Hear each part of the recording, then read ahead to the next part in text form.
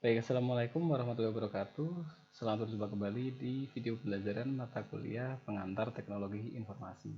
Nah, kali ini kita akan mengenal tentang jenis-jenis media penyimpanan yang merupakan sesuatu yang biasa kita gunakan tiap hari ya. Misalkan kita mengenal contoh ya, penyimpanan cloud storage, entah berupa Google Drive atau Dropbox, atau ketika kita menggunakan flash disk USB ya, atau ketika kita menggunakan perangkat laptop kita dan dia menyimpan di perangkat yang disebut sebagai hard disk drive. Baik, kita langsung ke pembahasan, yaitu nanti kita akan membahas tentang hard disk ya. Kemudian ada flash memory, kemudian yang disebut sebagai cakram optik ya, ini berupa entah CD, DVD atau Blu-ray.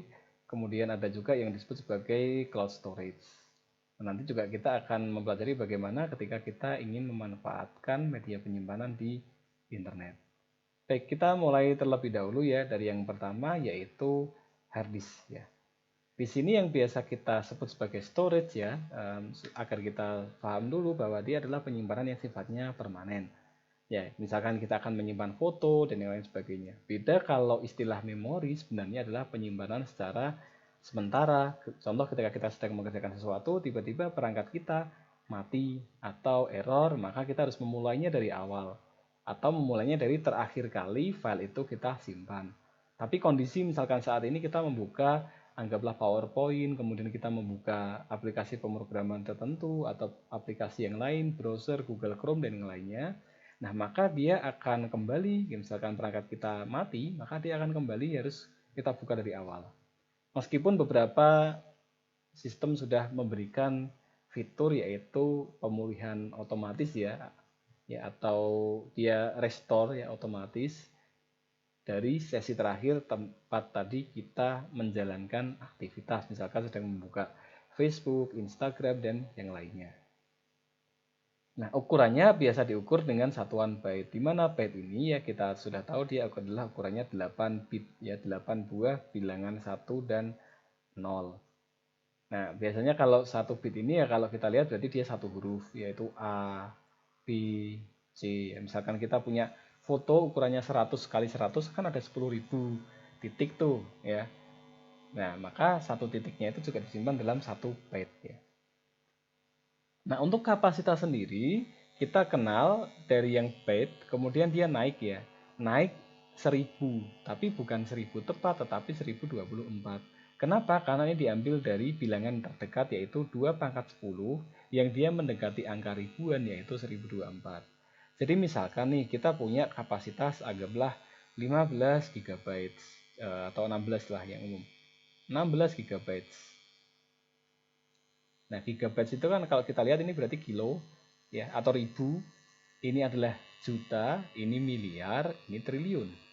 Nah, jadi kalau misalkan 16 gigabyte berarti kan harusnya dia kalau ditulis ya dia 16 miliar. Jadi ada 9 buah angka 0 seperti ini. Nah, tapi ini dalam byte. Byte itu B-nya besar, kalau bit B-nya kecil. Ini bukan dibagi ya, bukan dibagi 1 miliar, tapi dibaginya adalah ini 1 miliar 073 dan seterusnya, sehingga kalau kita nanti lihat ukurannya bisa 14, sekian ya, 14, x gigabyte. Nah, ini kita ambil satu contoh. Misal nih, saya punya satu media penyimpanan nih, ukurannya 16 GB. Kita lihat secara propertiesnya. Ya, kalau kita jumlahkan, ini yang terpakai, yang di atas, yang di bawah yang tidak terpakai. Kalau kita jumlahkan kan dia 16 miliaran, tapi hanya terbaca 14,8 GB karena dibaginya, jadi dari byte ke kilobyte dibagi 1024, dari kilobyte ke megabyte dibagi lagi 1024. Jadi perkaliannya ada ini. Dari megabyte ke gigabyte dibaginya bukan 1000 lagi, tapi 1024. Sama kalau dari sentimeter ke meter bagi 1000, dari meter ke kilometer baginya 1000, tapi di sini dibaginya adalah 1024. Nah, contoh bisa kita hitung menggunakan kalkulator nih, misal. Nah, tadi kan kita punya bilangan kan 16 miliar untuk 16 miliar. 1, 2, 3, 4, 5, 6, 7, 8, 9 nih. 16 miliar ini kita bagi dengan 1 miliar 73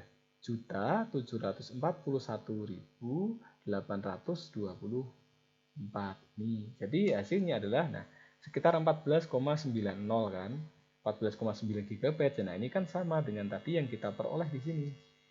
Ini properties 14,8 sekian ya.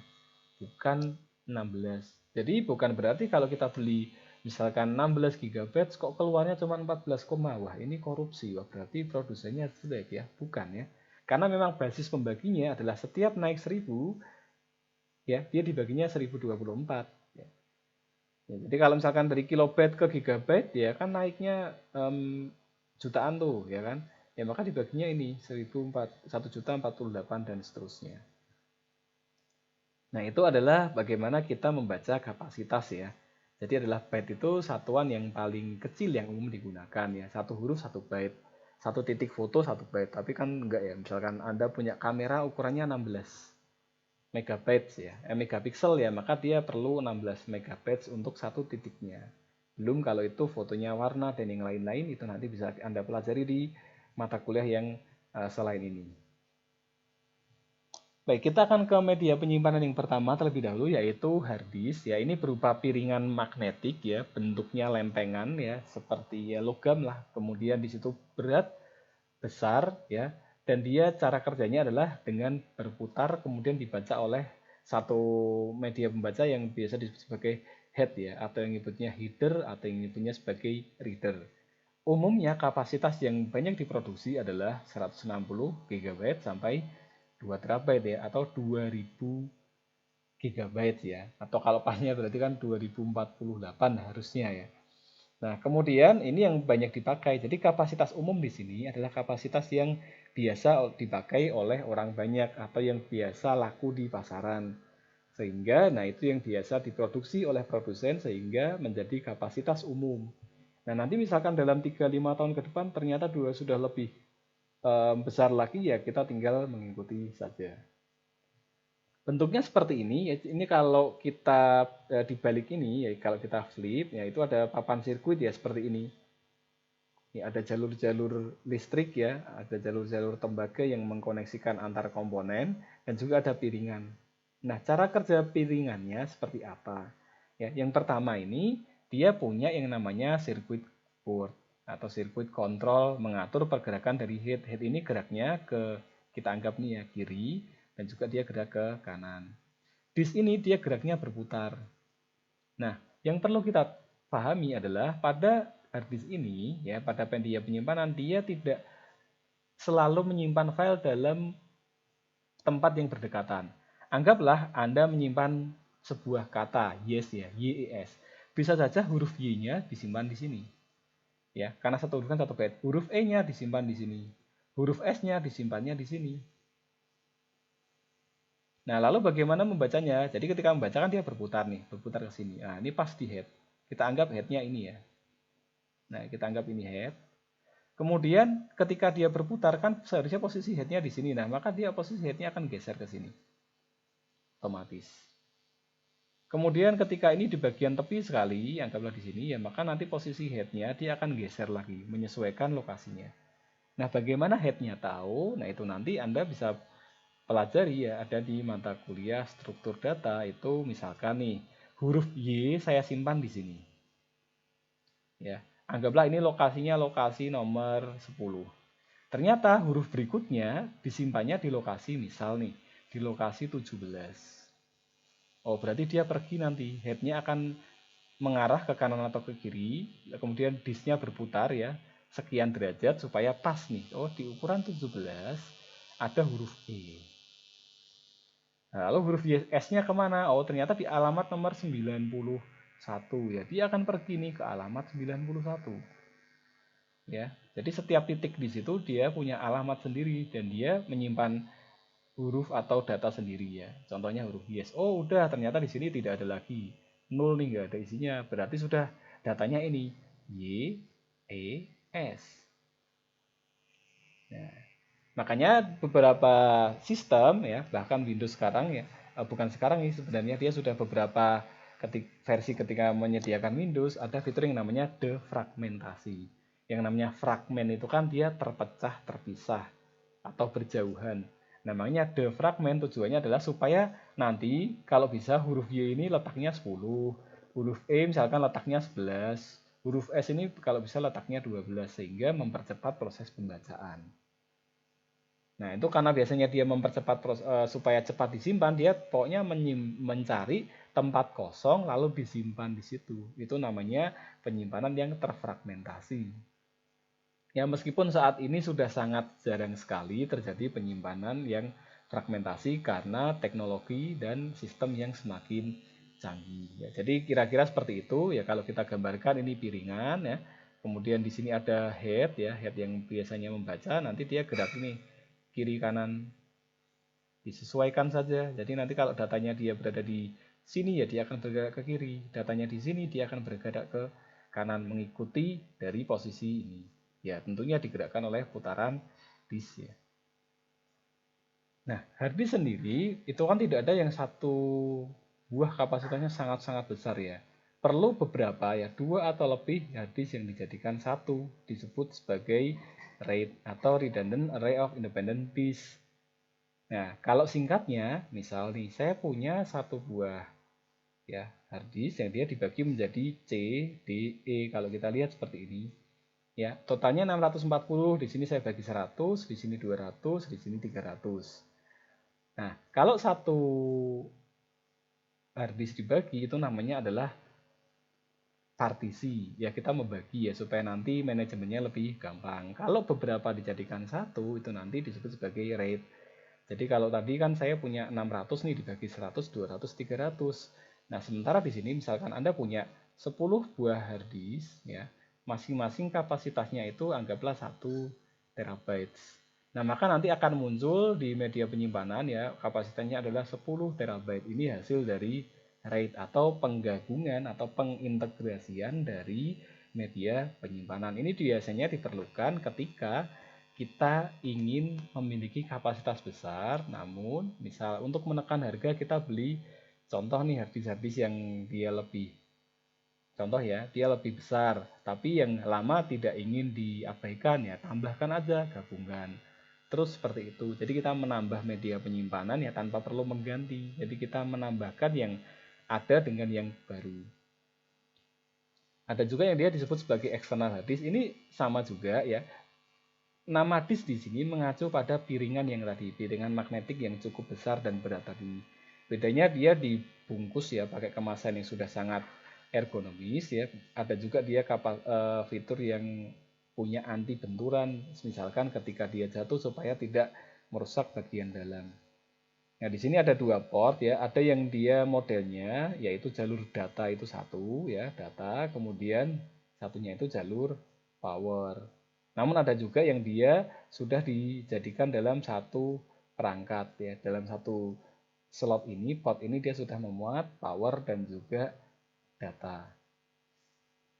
Nah, ada juga yang versinya lebih portable yaitu removable hard disk, terdiri dari 2 buah komponen ya, yaitu di sini adalah casing ya, di dalamnya adalah piringannya atau disknya. Nah, kalau external hard disk tentunya kita bisa menambahkan itu sebagai backup. Misal kita ingin menyimpan contoh nih, movie favorit kita, film atau file-file yang tidak terlalu penting sementara kapasitas perangkat kita, laptop kita, komputer kita kapasitasnya sudah hampir penuh dengan file-file pentingnya. Maka kalau misalkan kita cuma ingin nonton film, ingin membackup file ya, misalkan kita ada pekerjaan yang sangat penting, selesai langsung kita backup ya atau kita amankan di external hard disk. Nah, itu akan sangat membantu di sini ya. Bisa juga menambah ukuran penyimpanan pada desktop dan notebook tanpa harus memasangkan. Karena pemasangannya pun sangat kompleks ya. Dalam desktop kita perlu buka casing, kita perlu sambungkan kabel, kita perlu atur ulang. Kalau laptop ya dia lebih kompleks lagi, kita harus mengganti hard disk yang lama dengan yang baru. Karena tidak semua laptop menyediakan slot hard disk lebih dari satu ya, atau bahkan mungkin tidak ada untuk saat ini. Nah, ada juga yang dia disebutnya sebagai flash memory. Nah, ini yang perlu dicatat ya. Flash memory itu bentuknya bukan piringan ya. Tapi ya nanti kita akan bahas ya. Ada 4 yang nanti akan kita bahas yaitu SSD ya. Ini yang dia akan digunakan gunakan ya saat ini untuk menggantikan hard disk drive ya, meskipun kapasitasnya tidak sebesar hard disk drive. Ada juga memory card yang biasa kita pakai di ponsel kita ya, micro SD dan yang lain-lain. Ada juga USB flash drive. Ya, kenapa ada punya flash? Karena dia pakai flash memory. Tapi karena kita orang umum ya, biasanya penyimpanan itu di hard disk ya, disk itu penyimpanan, maka sering disebut sebagai dia USB flash disk ya, nggak apa-apa ya. Itu memang istilah yang umum. Ada juga dia express card, selain memori atau media penyimpanan ya atau storage, dia juga punya fungsi yang lain. Nah, untuk SSD atau solid state drive, kapasitasnya dia memang lebih kecil dari hard disk. Namun, kecepatannya ini sangat tinggi. Ini yang banyak digunakan di laptop yang saat ini sangat portable atau mobile. Laptop yang ukurannya kecil, dia lebih menggunakan SSD untuk mengutamakan kecepatan daripada kapasitas. Ya, karena anggaplah dalam misalkan kita bekerja tidak memerlukan satu data yang besar ya, sehingga hanya diperlukan kecepatan di situ bukan kapasitas. Nah, itu cocok menggunakan SSD. Keuntungannya jelas waktu aksesnya sangat-sangat cepat ya, nanti akan kita bandingkan. Kemudian ada juga tingkat transfer yang dia lebih cepat, jauh lebih cepat daripada hard disk ya, sampai 10 kali lipat lebih ya. Kemudian panasnya juga dikit. Namun tentunya biayanya lebih mahal dengan kapasitas yang lebih kecil. Tingkat kegagalannya pun lebih tinggi ya. Sama, inti dari solid state drive dia adalah flash memory. Sama seperti flash disk kita, itu akan lebih mudah rusak daripada hard disk. Karena flash memory itu dia memang lebih ringkih atau lebih rawan. Nah, namun ini bisa diperdebatkan nanti dengan teknologi ke depan, SSD itu akan semakin kuat ya, semakin tangguh, tidak terlalu mudah kehilangan data. Ya. Nah, selain SSD yang dia punya kecepatan tinggi, ada juga beberapa tipe memory card, flash memory yang dia mengutamakan harga yang murah ya. Artinya kecepatannya tidak terlalu tinggi dan juga kapasitasnya juga tidak terlalu besar. Ini contohnya adalah flash disk kita atau SD card kalau Anda biasa pakai kamera digital atau micro SD yang umum di ponsel Anda. Ada juga yang dia high capacity ya, HC. Ada juga dia memory stick yang dia bentuknya M2. Nah, di sini M2 itu adalah salah satu jenis slot. Nanti kalau kita lihat contohnya SSD, ya SSD itu pun jenisnya ada beberapa port ya, ada beberapa bentuk yang nanti memiliki koneksi yang berbeda juga. Ya.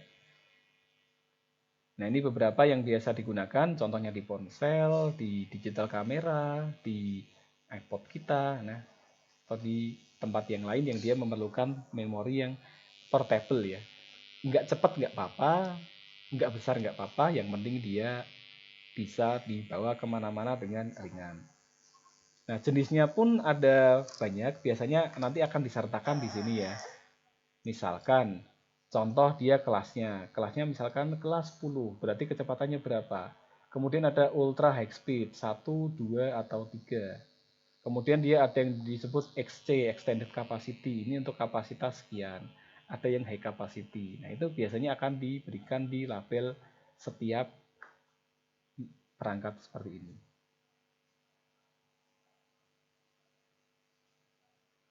Nah, selain tadi flash memory yang bisa kita gunakan untuk di ponsel, kamera, ada juga ini yang pasti Anda pernah jumpai ya, yang disebut sebagai flash memory. Kenapa? Karena dalamnya adalah berupa seperti IC ya, integrated circuit, dia bentuknya kotak hitam, di dalamnya dia ada komponen yang sangat kecil, kemudian ada semacam kaki-kaki yang dia terhubung dengan sumber listrik ya, ada yang untuk daya, ada yang untuk dia data, instruksi yang lain, dan lain sebagainya. Nah, biasanya disebut sebagai flash drive ya atau flash memory. Tapi tadi karena umumnya kita menyimpannya di disk, maka banyak disebut ini sebagai flash disk. Meskipun dia bentuknya bukan piringan tetapi flash memory. Jadi kalau kita kategorikan itu sebenarnya ada yang dia disimpan di piringan ya, seperti hard disk dan optical drive, ada juga yang dia di flash memory yang seperti ini. Baik, kita akan bahas selanjutnya. Nah, yang terakhir dari flash memory adalah express card module. Ini biasanya banyak digunakan selain untuk media penyimpanan, dia untuk komunikasi, multimedia, dan keamanan komputer. Meskipun hal ini jarang dijumpai saat ini ya. Makanya disebut sebagai express card module. Ya, dia modul khusus ya, atau modul itu kalau bahasa paling gampang adalah satu bagian atau satu komponen lah ya, yang lebih gampang kita pahami. Ya.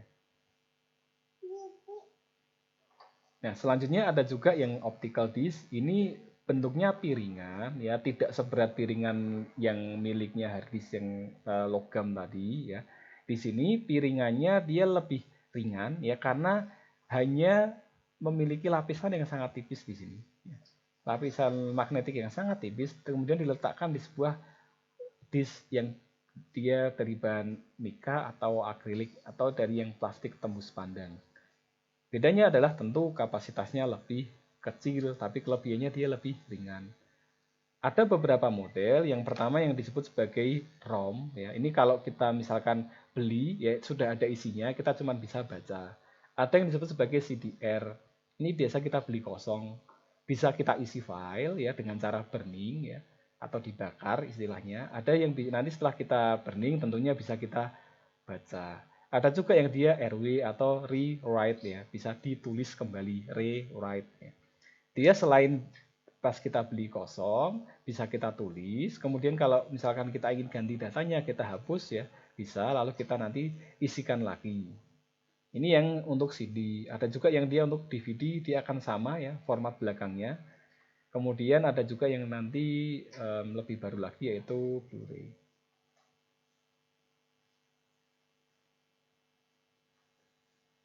Baik, sebelum ke cloud storage, nah kita akan bandingkan terlebih dahulu.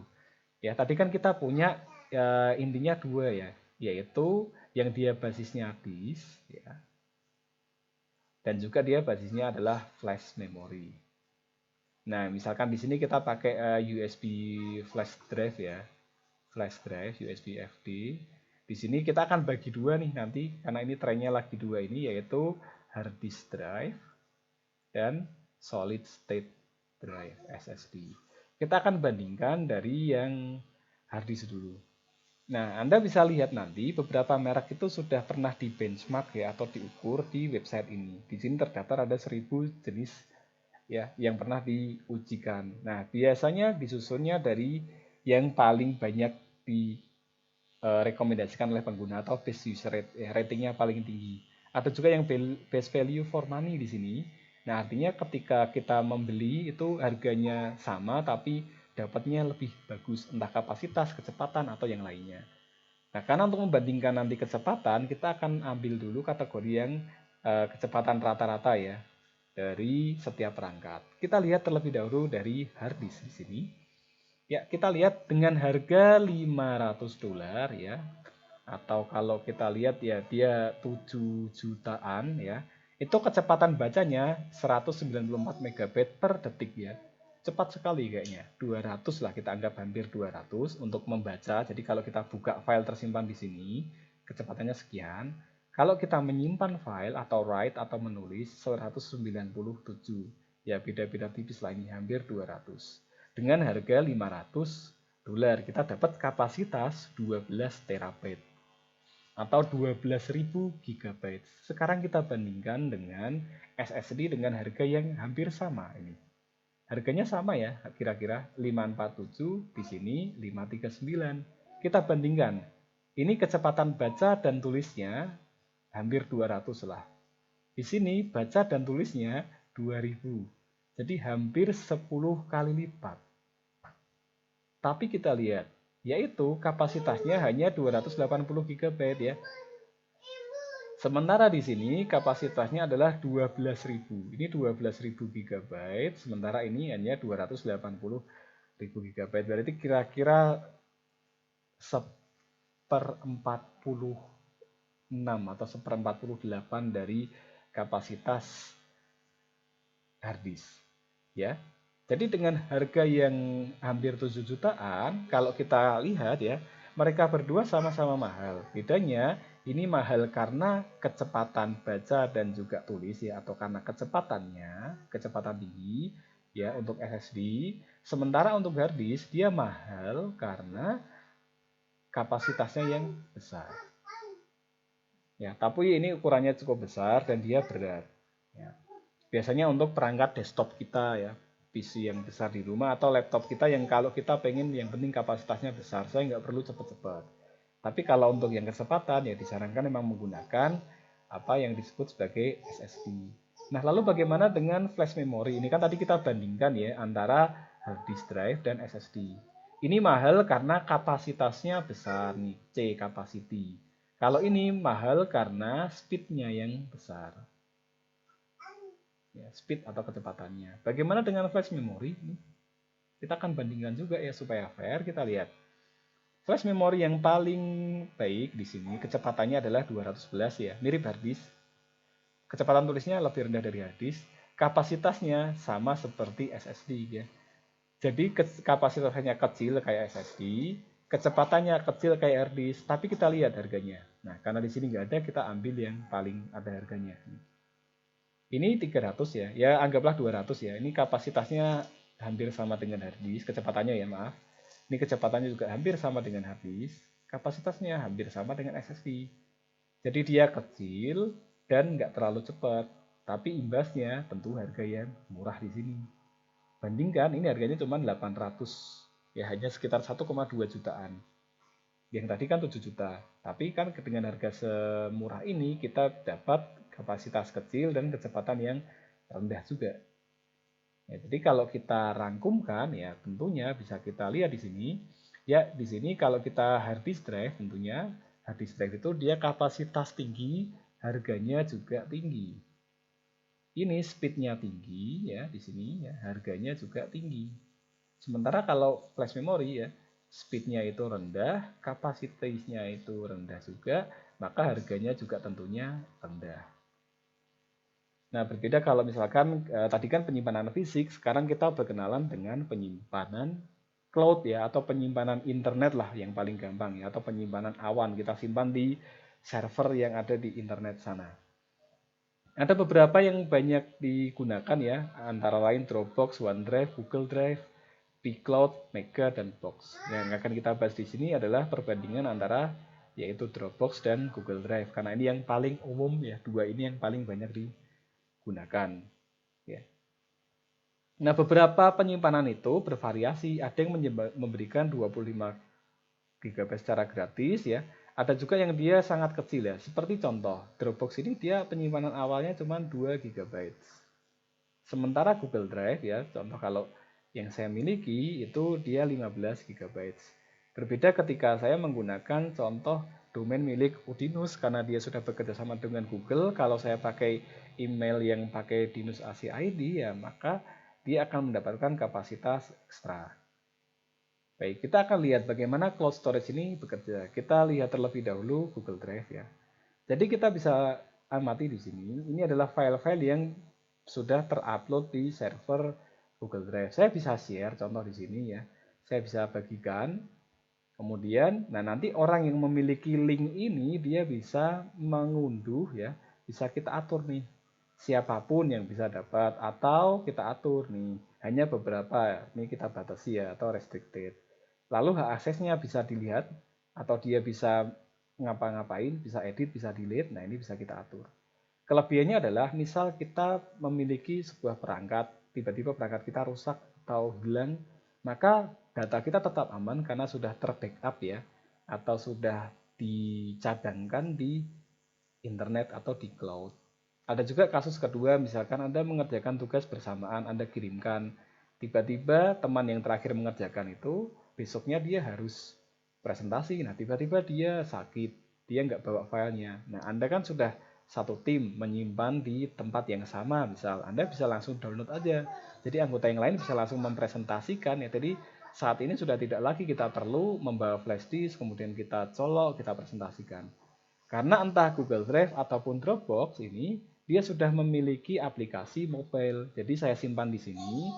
Misalkan suatu saat saya perlu untuk mencetak, ya saya tidak perlu copy dulu ke flash disk lalu saya colokkan ya. Saya cukup buka alamat Dropbox, login pakai ID saya, lalu saya akan download file yang saya inginkan, lalu setelah itu entah dipresentasikan, dicetak, atau dikirimkan, dan yang lainnya. Nah, lalu kelebihannya apa? Nah, untuk Dropbox ini salah satu dia memiliki sinkronisasi yang real time. Apa itu real time? Ya, misal ini, contoh ya, di sini ada file yaitu RPKPS dari mata kuliah PTI. Misal, ini letaknya di sini. Saya akan hapus ini. Contoh tidak sengaja saya hapus. Nah, tidak sengaja kok file saya hilang. Ya, maka otomatis dia akan sinkron ya langsung di sini. Karena Dropbox dia punya klien, Anda bisa install seperti ini ya. Dia punya klien, bisa Anda install, nanti akan muncul tampilan seperti ini. Nah, ini ada yang terakhir kali diakses.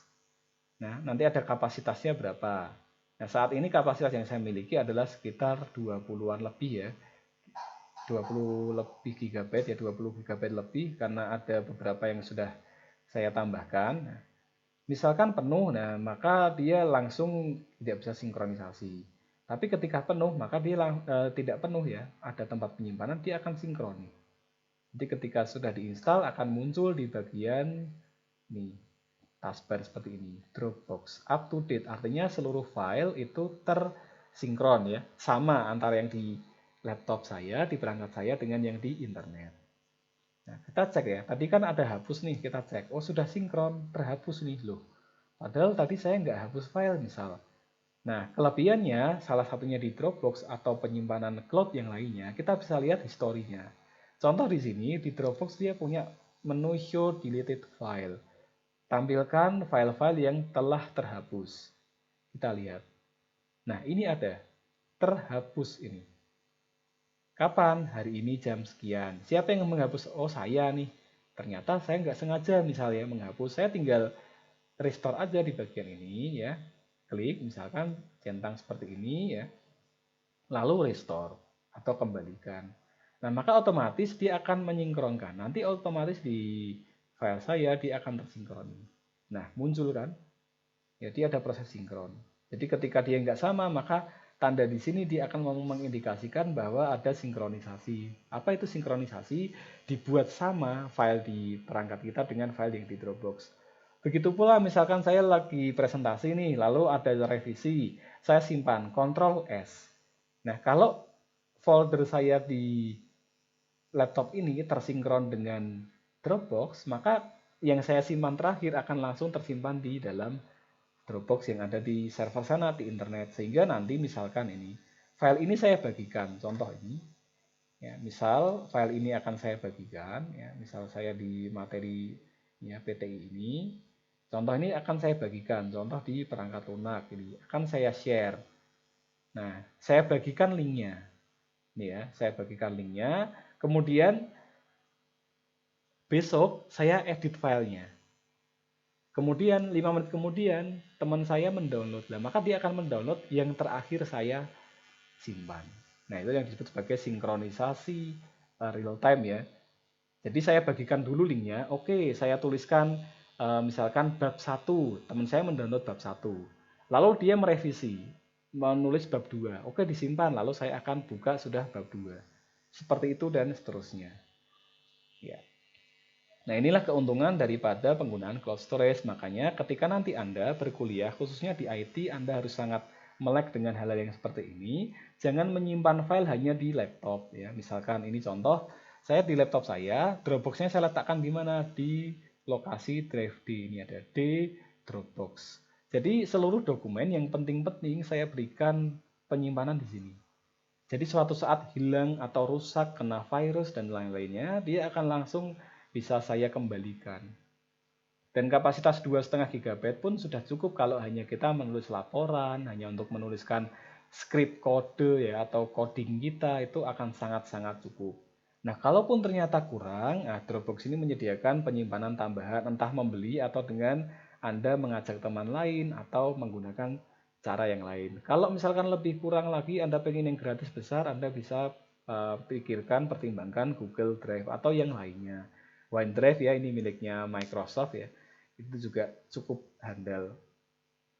Ya, itulah kira-kira yang bisa kita pelajari tentang cloud storage ya. Keuntungannya jelas tadi yang bisa kita ambil tentunya backup data ya, terpusat bagi perusahaan, kemudian bisa berbagi file dengan pengguna lain. Ini yang biasa saya lakukan.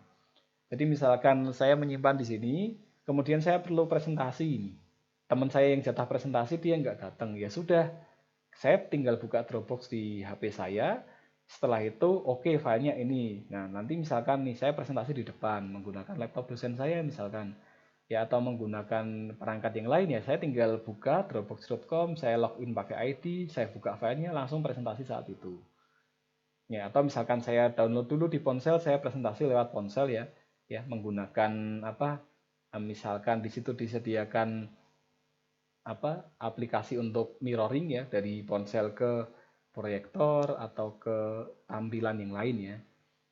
Nah, itu yang bisa kita manfaatkan di antara lain dengan menggunakan cloud storage. Kalau yang sering saya gunakan ada dua, yaitu adalah Dropbox ya. Ini karena dia sangat real time ya, real time sinkronisasinya sangat real time, hampir tidak ada jeda, dan juga Google Drive karena kapasitas yang cukup besar dan dia gratis.